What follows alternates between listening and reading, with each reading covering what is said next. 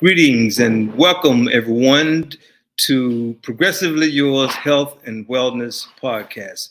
We're so excited and grateful that you've joined us tonight. Imani will join us momentarily.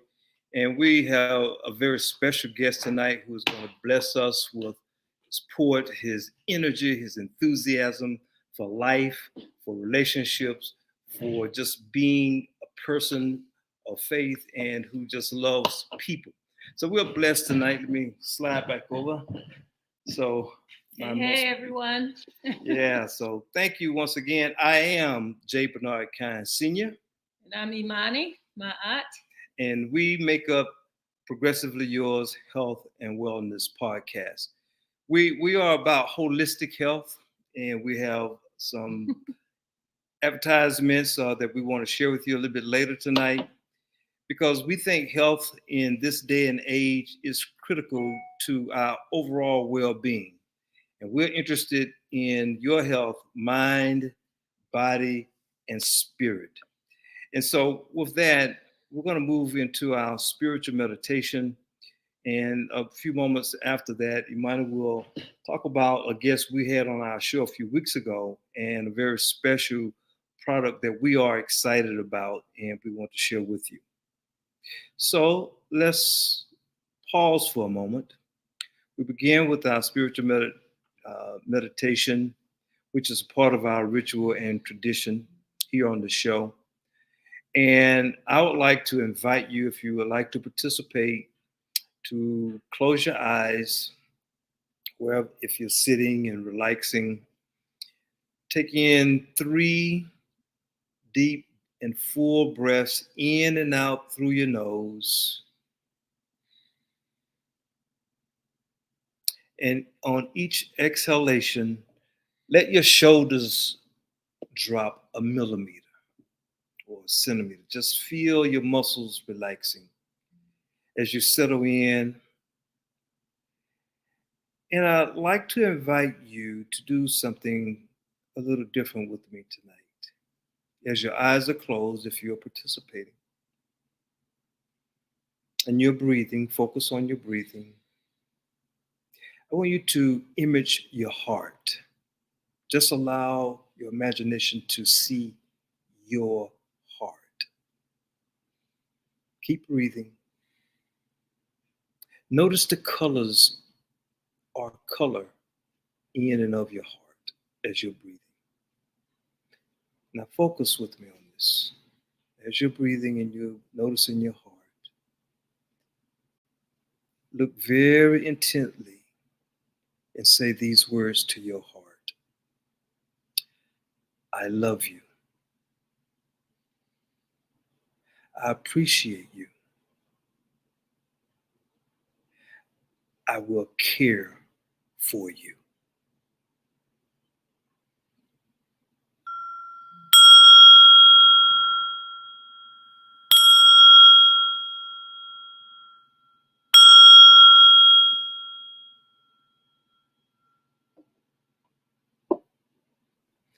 We welcome the spirit of our ancestors, and we invite the cloud of witnesses now to protect all those who are hearing the energies so that you may hear from the center of your own heart.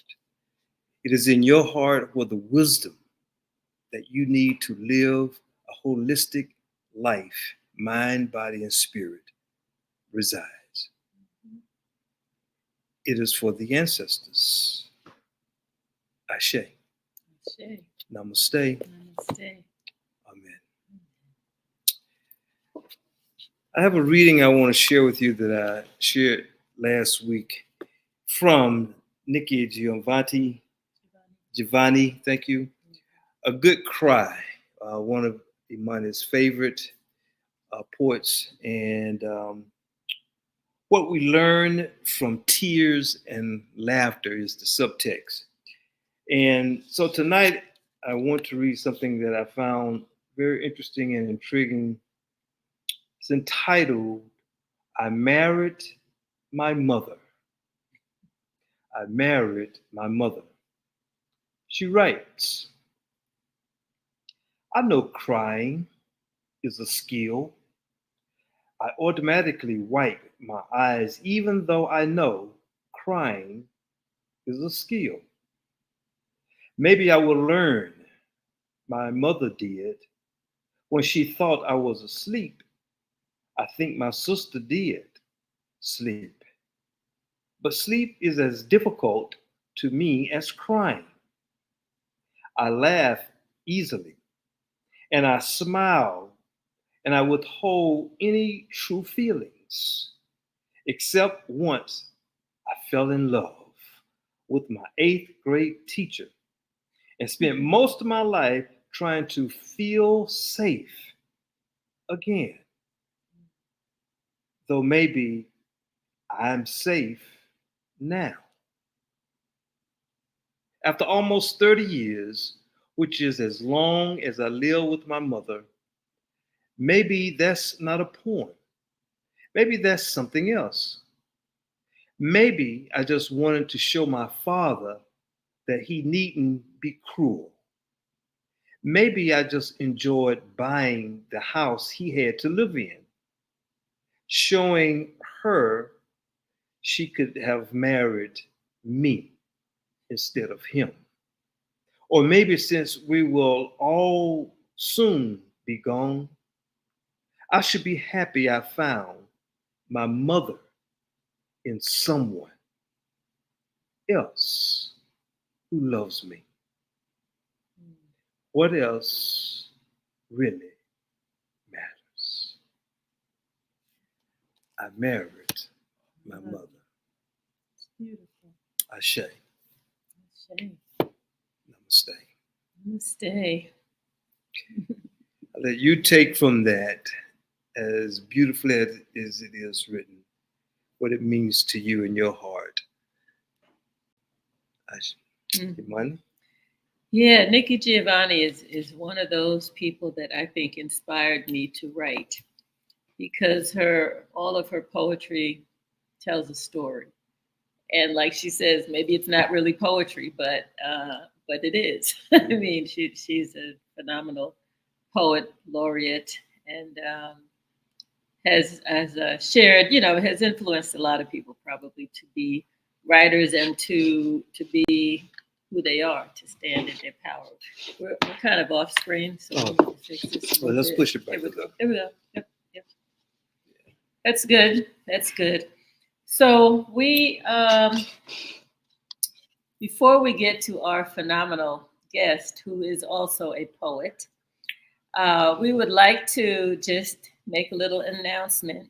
Many of you have heard we had a guest named Dr. Kubias, who is a naturopathic doctor from El Salvador originally. And he's got a heart of gold. He is totally dedicated to helping people to heal themselves, basically. He knows that the body is designed to heal itself given the proper conditions. And so, all of his formulas and supplements are designed to help clean the blood, the cells, and the organs. And we're seeing miraculous things happen. So and I know a number of people have likened him to Dr. Sebi, who many of us knew from, 20, 30 years ago, who was also very much into helping people to heal naturally. So we are fortunate to be able to host Dr. Kubias. He's going on a 4-city tour starting next week. And Atlanta is one of the cities he's going to be in. So starting June 11th, he's going to be in Orlando, Florida. And he's going to be at the what's the name of the place? It's 628 East Silver Star Road. But you can contact Susan Heckman. Her number is 909-859-5091. I'll give that again, 909-859-5091. That's going to be at 2:00 on June 11th. So reach out to Susan Heckman. On the 13th, he's going to be here in Atlanta at the St. John's Lutheran Church, 1410 Ponce de Leon Avenue Northeast. And that's it's going to be 7:00 to 9:00. on June 13th. So if you need information, call Bernetta Moore at 336-209-4610. You can also contact me at my new number, 470-861-7266. And so that's for June 13th. On the 15th, he's going to be in Charlotte, North Carolina. Two events, one at 2 o'clock and one at 7 o'clock at the Best Western Hotel at 2501 Sardis Road, North Charlotte. And you can contact Bernetta also for that. That number is 336-209-4610. And finally, he's going to be in Brooklyn, New York. And this is going to be at a restaurant, and I understand it has a small seating capacity. So if you want to go to the presentation in in Brooklyn, New York, it's 5:30 at the Mumbai Place, 655 Vanderbilt Avenue, Brooklyn. Contact Jack Washington, and his number is 347-686-0869. Again, that's Jack Washington at 347-686-0869.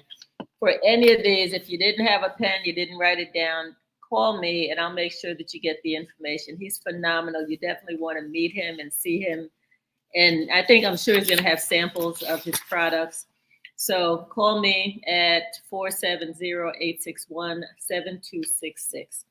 And we'll make sure that you have what you need so that you can go to one of those 4 events. You don't want to miss it. If you're in any of those cities or close by to any of those cities, you definitely want to be there. Mm-hmm. And so with that, there's the flyer. So if you're watching, I think everybody's watching on one of the 3 platforms. You can see the phone numbers and addresses. I know it's a little tiny, but hopefully you can see that and take down some notes. Feel free to call me if you can't and need more information. With that, we're going to go on to Bernard introducing our guest, phenomenal guest. Yes, phenomenal brother. Mm-hmm.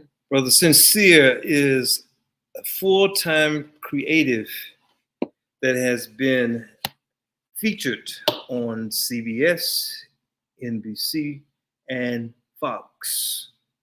His passion shows as a poet, speaker, holistic relationship coach, and author.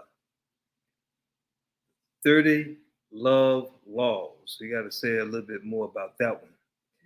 In a career spanning over 2 decades, he has shared platforms with artists such as LL Cool J, Keyshia Cole, Chico DeBarge, Jazmine Sullivan, just to name a few.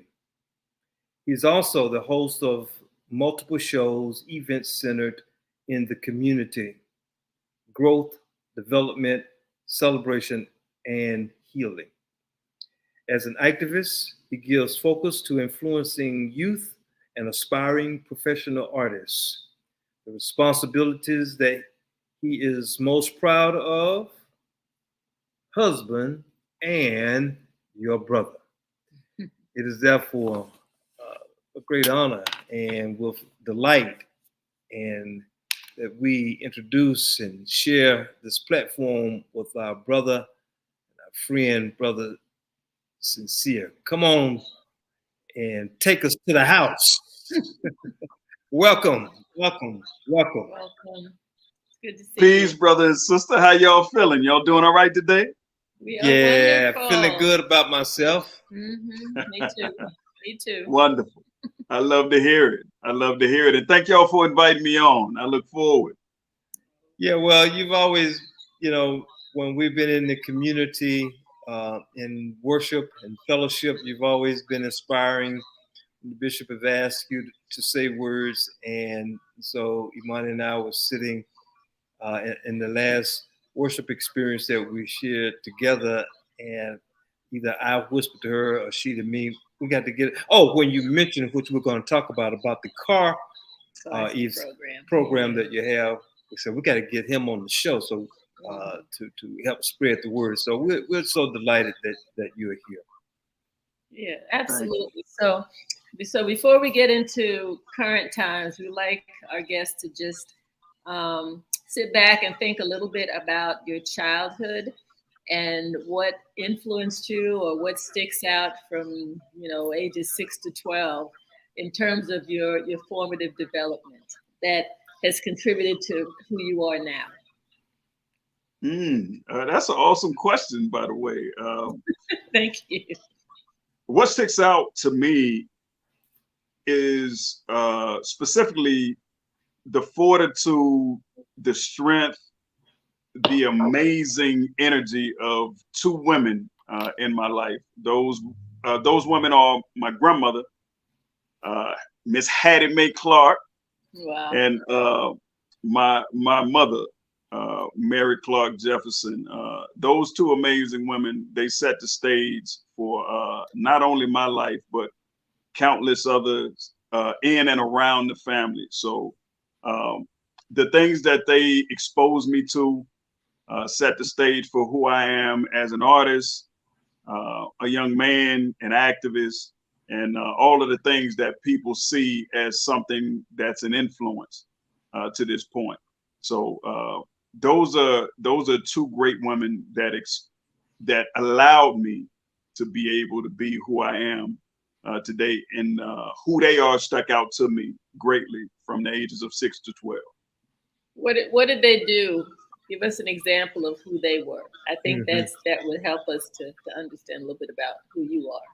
Sure. For example, my grandmother is not only our grandmother and the matriarch of our family, but she's the grandmother and the matriarch to a community, right? So that led me into the activism space, and that placed a love in my heart for community and tribalism.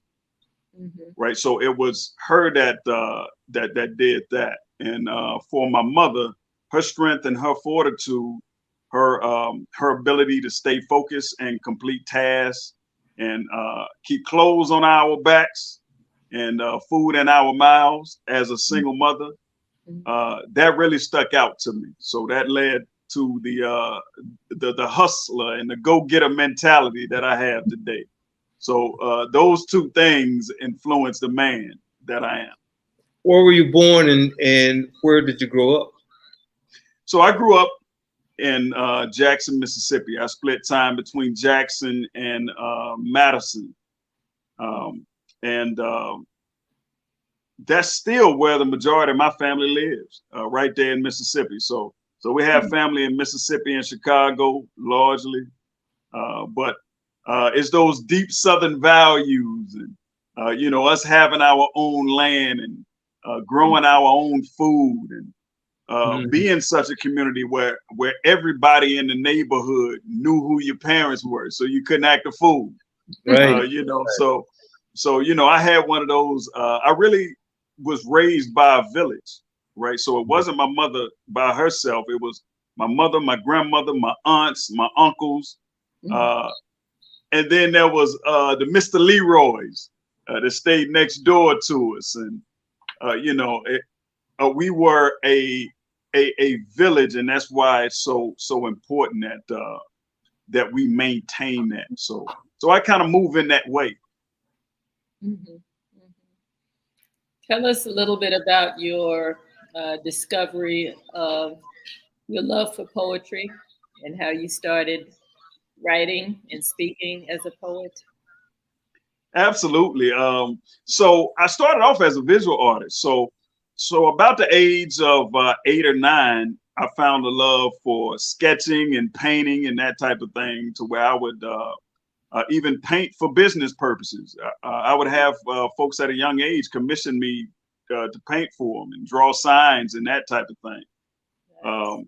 So right until about the age 13, it started to transition for a love for language, right? So right at about the age of 14, I did decently in English and that type of thing. But I saw that the tide was kind of turning for me, right? So I started to read a bit more, and then I started to fall in love with the art of language, more so than just the logistical or technical aspect of language. So I started writing poetry and started getting serious about writing consistently at about age 14.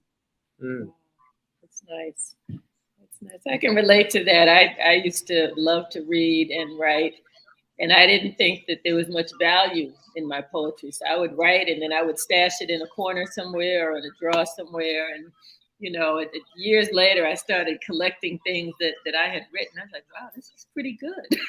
You know, that's wonderful. I can relate to that. Yeah, absolutely. Do you have a collection of those early poems that you put to paper, that you put to print? Yeah. Oh, I have multiple notebooks, but the vast majority I don't have anymore. I moved around a lot because I'm prior military, so I'm a military veteran. I spent short of 9 years in the United States Air Force, so I would travel from state to state and city to city and country to country. So some of that stuff got lost in translation, but I do have a few notebooks that I do still have. Oh, good. Wonderful. Before we get further on, tell us about that fabulous goatee that you got sporting on the show tonight. I mean, it is really sharp, brother. Got it. We were talking about this before the show. Yeah, that's a part of my brand. So what's going on? Yeah, what's going on with my hair? What's going on? With my goatee? That's a part of my brand. So, so my silhouette, you see the white facial hair, and then the fact that I have dark hair up top. And everybody always asks me, all right, so which one do you color? Like, do you color your goatee or do you color what's on top of your head? I say, well, the Most High is the author of what you see. So I don't color either one of them. I just rock with it. All right. So that's become a big part of my brand. That's how a lot of people can easily identify me.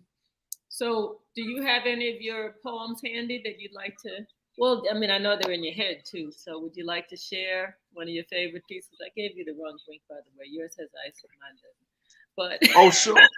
Oh, sure. Let's see here.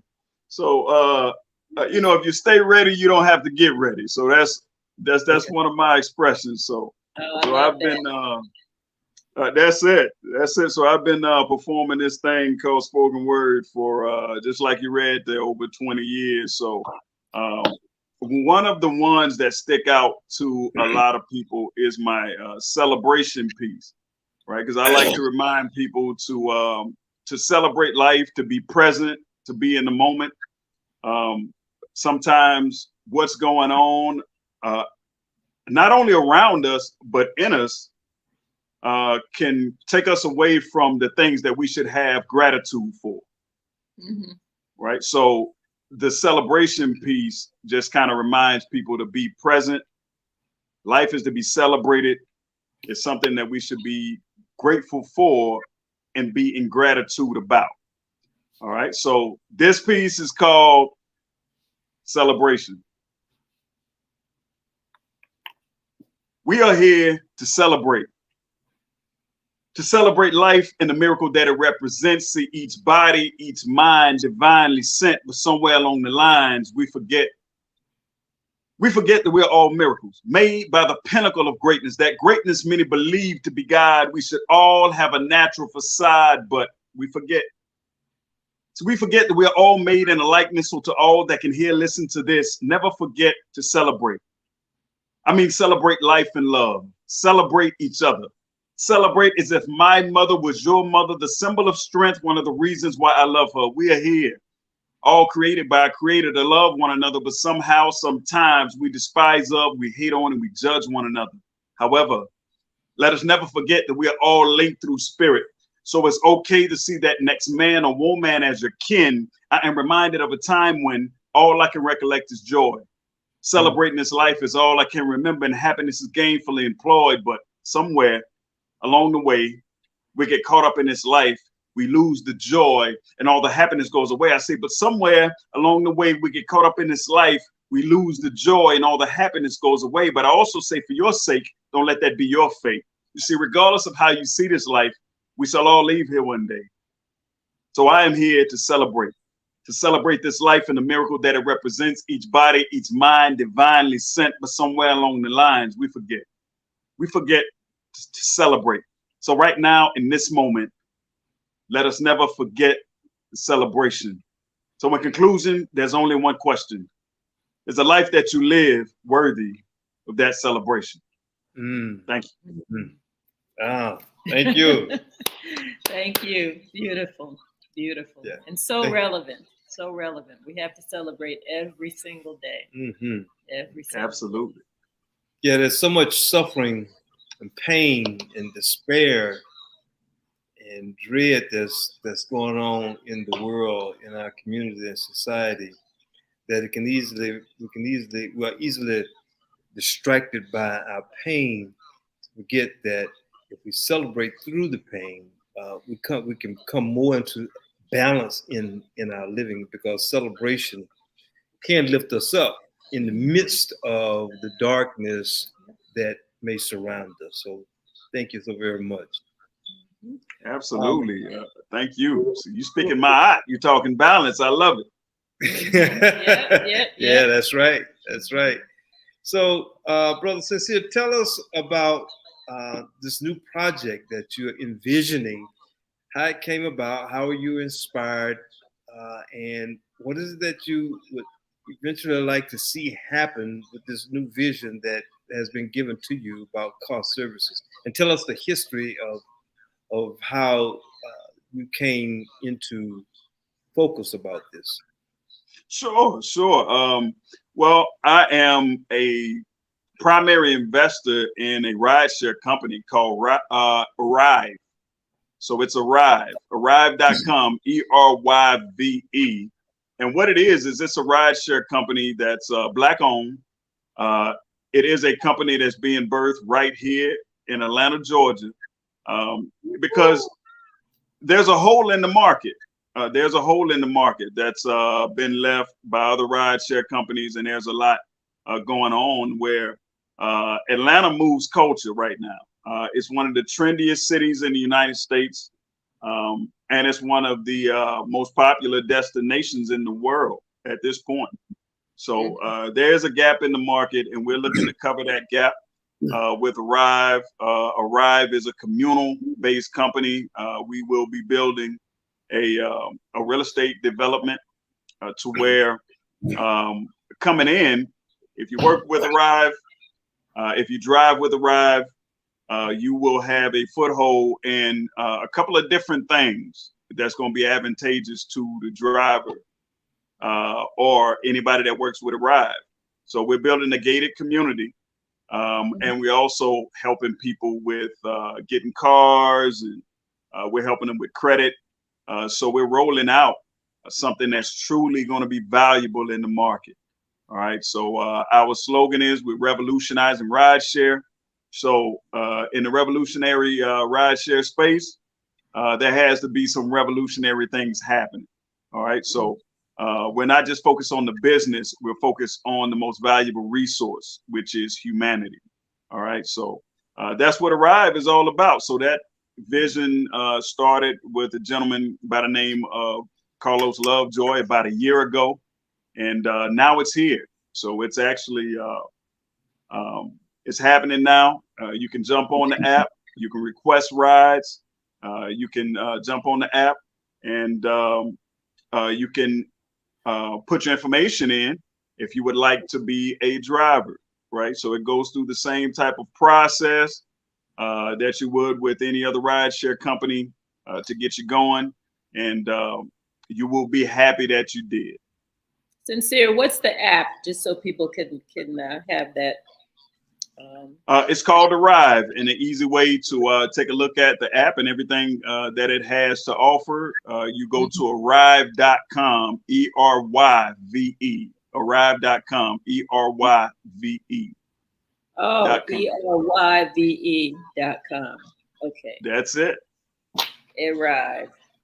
That's it. And you'll be able to see who we are and what we are doing and how we're going to revolutionize rideshare. Mm-hmm. Mm-hmm. That's amazing. That's wonderful. So you've already, I know the last time we heard you speaking about it, you were saying it's coming and that you were going through the vetting program process with some of the drivers, but they've actually started driving? Yes, absolutely. So we're doing test rides now. So the app is live. So you can request rides and you can become a driver. Right now, that process happened on June 1st. Right. June So 4th. we want to make sure that we are ready for Juneteenth. Absolutely. Well, good for you. Congratulations. That's amazing. Have you, and I like the holistic approach in terms of working with folks, helping them to get funding, helping them to get housing. What you mentioned a number of things that are not just specific to rideshare. So that's definitely different from some of the other rideshare programs that are out there. You okay? Yeah, something So was got your down throat. there. I don't know if it was Something in my special brew. Yeah. Yeah, brother, don't worry about it. Arrive chokes up a lot of people like that. So it's Is all that right? Thank you. Wow. Thank you. Wow. Yeah. So no, the gated community. So you're actually talking about having folks in the same community. Wow. That's Yeah, nice. absolutely. We one of our fundamental principles is that we want to be a community-based business, right? So what that means is that we're not all about profits. We're about the people. One of the things that we forsake here in America is that if you take care of the people, the business virtually takes care of itself. True. Right. So that's one of the principles that we hold dear. I am a community activist, so the business element of what I do shows in the communal aspect as well, because I help develop artists. Like I help people take their art from just being art or a hobby to helping them make it a profession. Right. So Nice. so Arrive is just another way to exercise communal principles. Tell us how where youth fall into your overall concept. I saw in your bio that you have worked with and continue to work with the young people. How do you see them fitting into the whole program of not just Arrive, but the gated community, the being independent business owners, and all of that?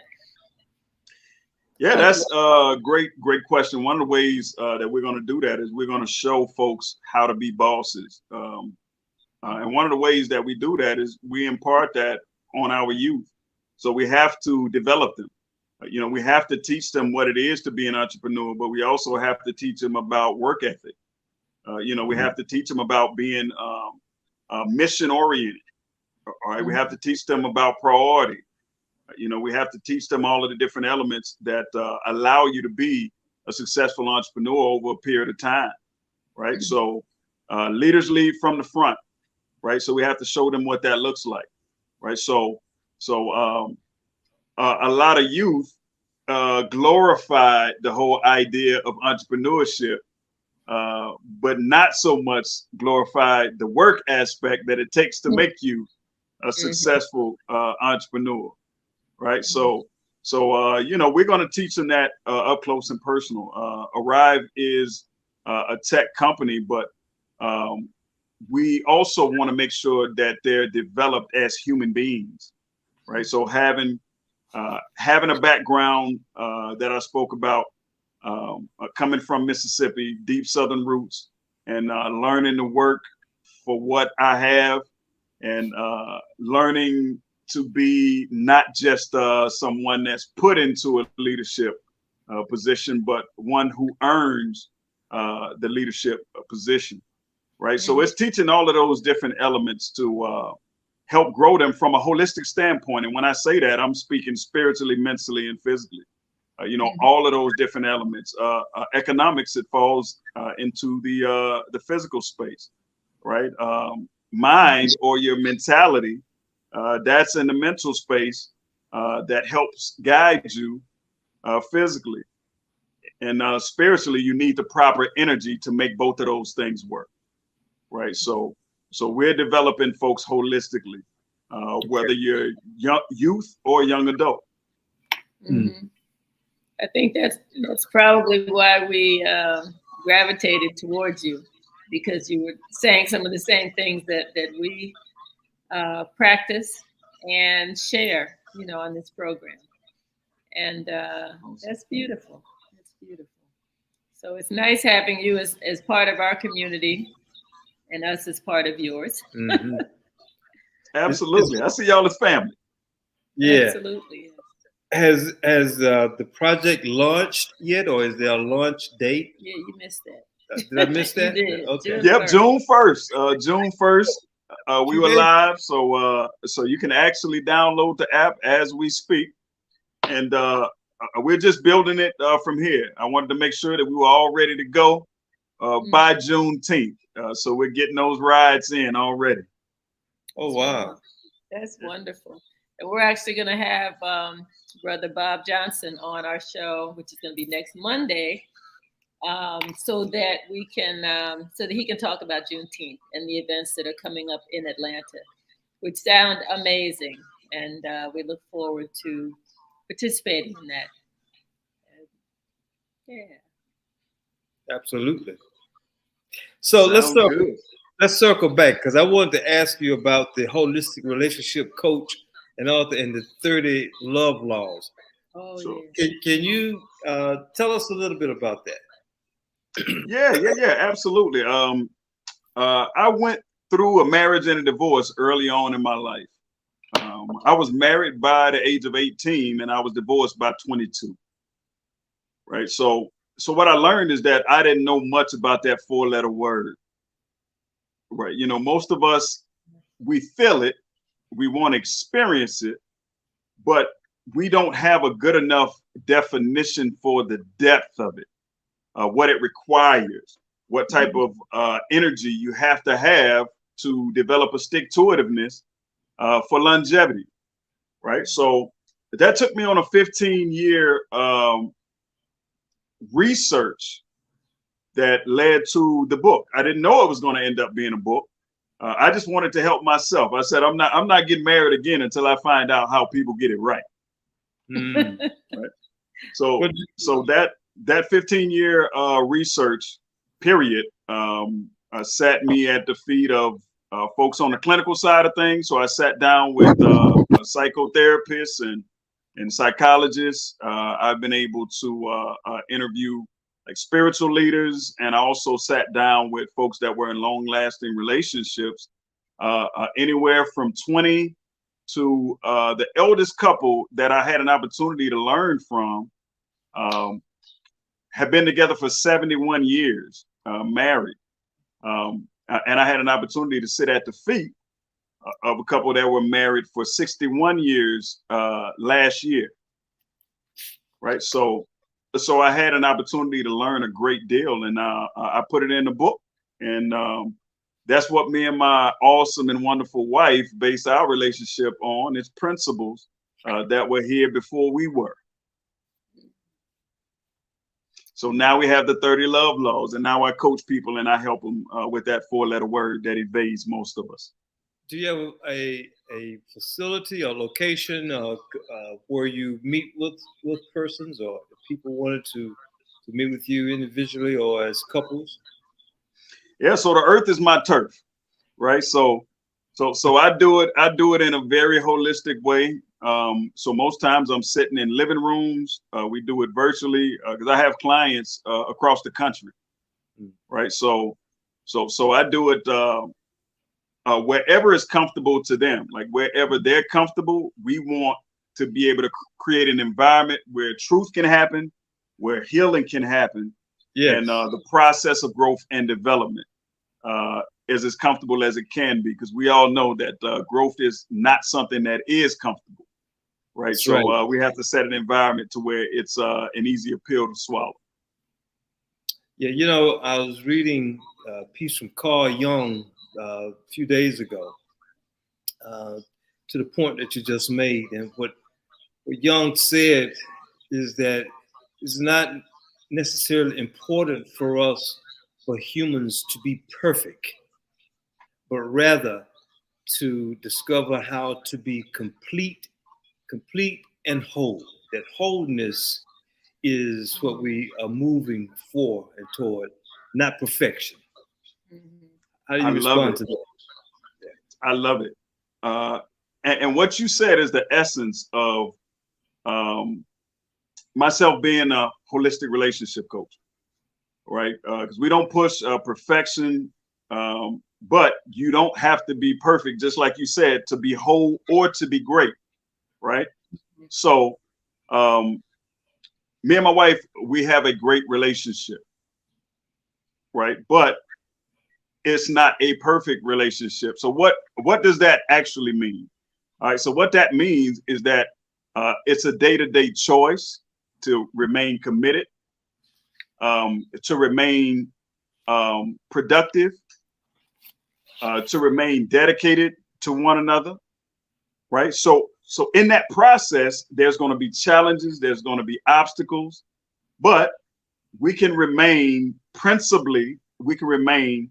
on the same sheet of music. We can remain dedicated to one another. We can remain committed to what we're building. Right. So as long as we keep that the main thing, regardless of the obstacle, regardless of whatever struggle may happen, then we can come out on the other side. Right. So that's key to our relationship, and understanding that this reality is created spiritually, mentally, and physically. So we need to stay connected spiritually. We want to stay connected mentally. And then through physical touch, through physical acknowledgement, we can create a reality that evades a lot of us. Because as you know, there's a lot of divorce. There's a lot of ups and downs in relationships. There's a lot of wanting to redefine it based on what we think doesn't work, based on the fact that we don't have enough information. Yeah, that's powerful. And he does relationship stuff as well as a psychotherapist. So Awesome. you all are in a similar arena, if you will, in terms of working with couples from a holistic perspective. So I guess that's another connection point. Absolutely. Definitely. Absolutely. Definitely. Beautiful. Yeah. I want to. No. I want to read something to you and for you, and based on the conversation that we're having now regarding wholeness and completeness, and on both couples relationship level and individual level. Free associate with me and just kind of respond based on what comes up. This is written in and was a speech in 1980 by an ancestor now and a mystic. Was really behind the scenes with the civil rights movement. Was a mentor to Dr. Martin Luther King, Andrew Young, and the boys. I say boys, just play on words of the civil rights movement. But I want to read one paragraph of this and see what you think. Okay? What's the name? Absolutely. Yeah, this is taken from this message entitled "The Sound of the Genuine." The Sound of the Genuine. Howard Thurman. He writes, "There is in every person something that waits and listens for the sound of the genuine in herself. There is in you something that waits and listens for the sound of the genuine in yourself. Nobody like you has ever been born, and no one like you will ever be born again. You are the only one. And if you miss the sound of the genuine in you, you will be crippled all the rest of your life because you will never be able to get a scent on who you are. Love Howard Thurman. Oh, that's powerful. That is Yeah. powerful, brother. What you speaking to is why the ancestors gave me the name Sinsear. Mm. Right? See, one of the definitions for sincere is being genuine. Mm. Wow. Right? Mhm. So a part of that journey, and just to shed light on the name, like I didn't like the name. I've been bearing the name for over 20 years. So this put me in my 20s with having this name revealed to me, and I didn't want to accept it, right? Because I thought it was soft. Like I'm just gonna tell you what I thought about the name, right? But I would have dreams, right? I would have dreams of me being in front of people, not really knowing why I was in front of people, but I would see myself or hear myself being introduced as sincere.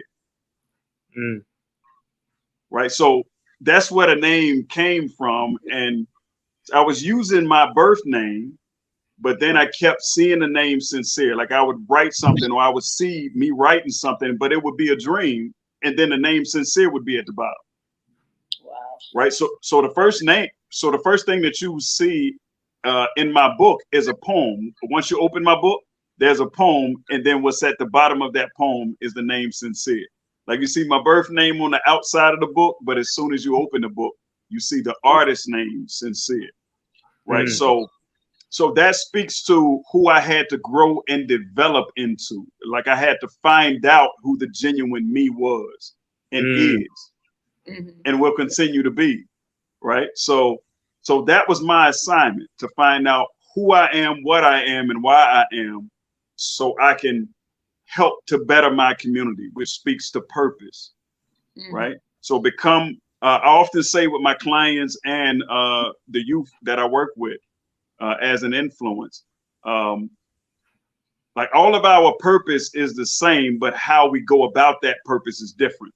Like all of our purpose is to become the best version of ourselves, to help someone else to become the best version of themselves.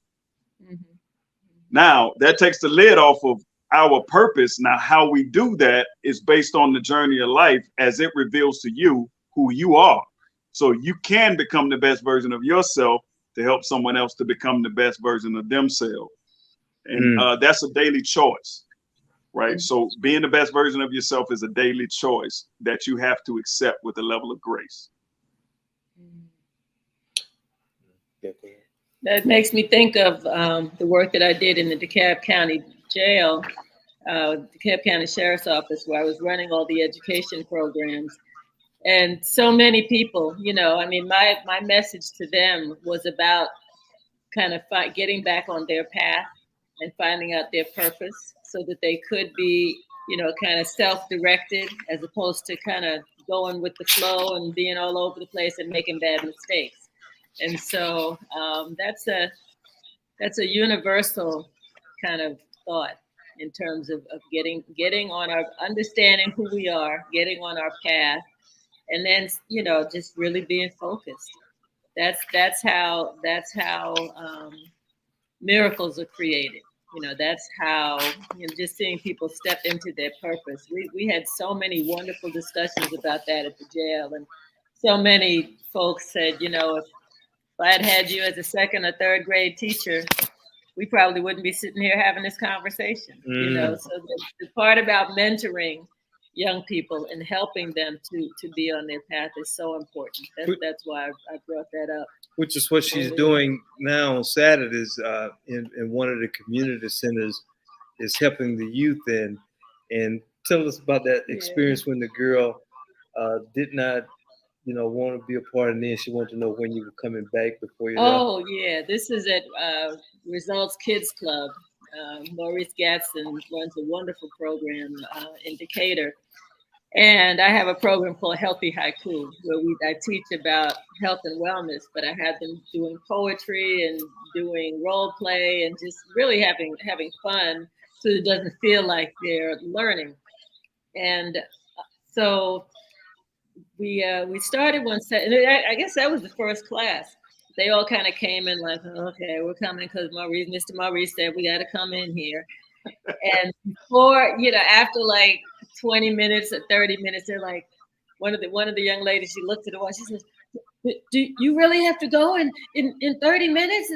Why do you have to go so soon? I was like, wow, this is kind of cool. They like this, but they really enjoy, because I make it as though they're the teachers. They're the ones who are educated, and it is, education is like that. I mean, it's we're touching each other in terms of the growing process. So it's amazing to see young people light up when you give them the opportunity to think and to share. And I had some students, so the guy who sat in the corner at the end of the program, I saw him outside the class. He said, "Thank you so much for coming." I was like, "Really? I didn't think you liked it at all." But empowering young people it's just something we have to do. It's what my passion is all about. And it's nice to know that you're working with youth in your community as well, our community. Oh, absolutely. Absolutely. It's vital. It's vital. We're tribal people. So the moment we get away from influencing our youth and becoming someone that they can seek knowledge and wisdom from and guidance from, that's where we've lost it. That's where we've lost it. The connection between the youth and the elders. Right. So Right. I still, and I let them know I still have elders that influence me to this day. So it's not as if you get grown and you don't need anybody anymore. So especially at your level, you need someone to help you grow and develop. If I have it, and I'm in my mid 40s and so forth and so on. So that circle is never broken. That chain is never broken. So we're consistently connected to each other, unless we decide not to be. Absolutely. We have to have you come to our youth program and share some of your poetry and just share some time with them. That would be amazing. We'd love to have you. Oh, absolutely. That's what I do. I work with a few different organizations currently with Big Brothers Anonymous and Elevating Young Kings. I've worked with the Cedar Foundation. I'm also tied to Kingdom Mentors International. So yeah, the work is being done, and wherever I can find youth, that's where you can find me.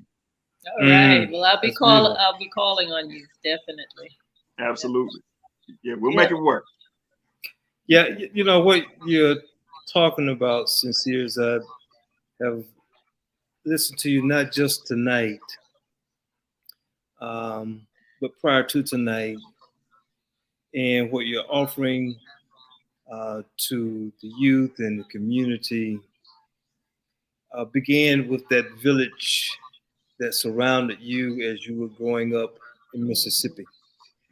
And what I'm also hearing is how you have transformed your own life in a way, in a phrase that I learned from a Chinese acupuncturist, and I'm gonna tell the story in a minute, that relates to what I call self-compassion, but not just self-compassion, unconditional compassion for yourself. I went to China back in 2014.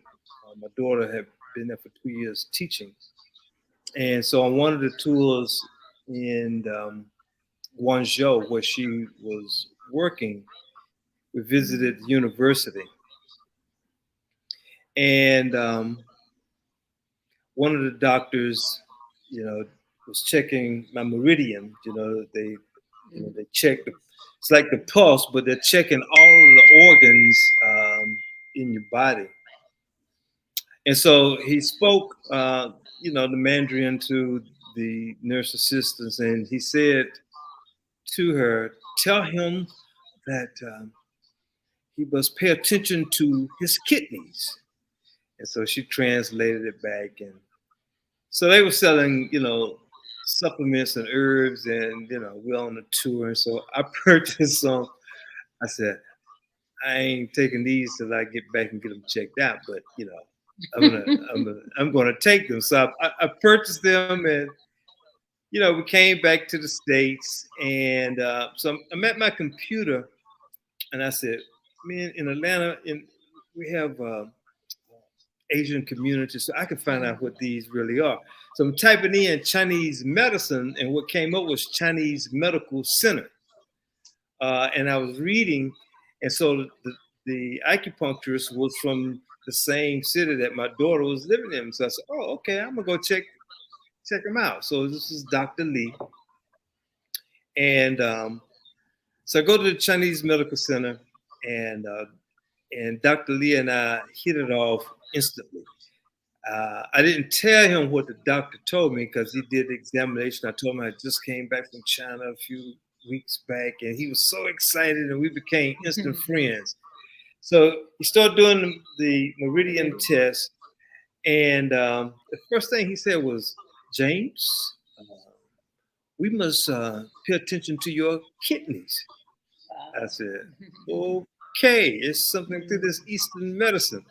And so we go on, long story short, we're running short on time. In fact, we only have 2 minutes.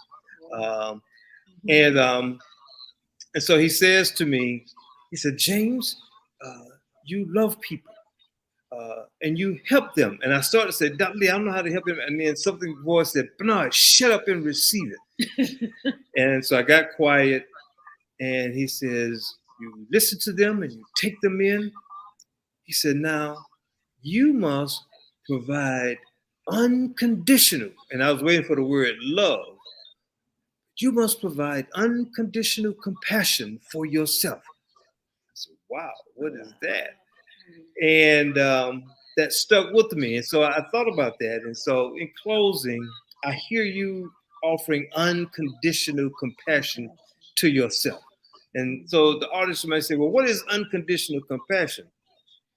Unconditional compassion is when there's the elimination of self-judgment. There's a movement to more self-acceptance as I am who I am. There's a conscious offering of grace and self-forgiveness to myself. There's an offering of affection and kindness and tenderness to myself. There's an expression of gratitude of oneself for simply being who I am, that genuine that you talked about. And so unconditional compassion is what I've heard you talk about tonight. And this is what I hear us offering to the listening audience as I hear what you're doing in the community.